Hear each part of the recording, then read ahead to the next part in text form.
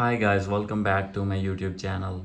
So guys, in this video I will show you how to stop auto download in WhatsApp.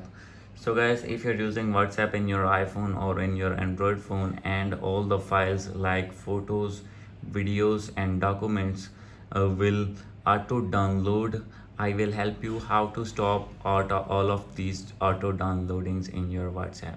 So let's get started without wasting any time. First of all, open your settings, make sure that you have connected with strong internet connection, and after this go back.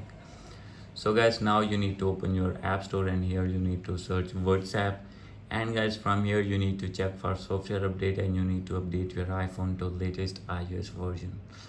And guys, after doing update of your WhatsApp to latest iOS version, then guys you need to open your WhatsApp here. From here you need to click on settings, and guys you will see multiple options here, and here is the option of storage and data. Click on it, and guys if you want to stop auto downloading photos, then you need to select photo and you can select never. And guys, like this, you need to go back and you need to select never on audio, and like this you need to select never all of these video and documents.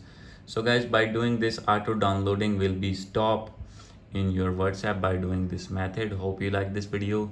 If you like this video, please do subscribe my channel. Thank you.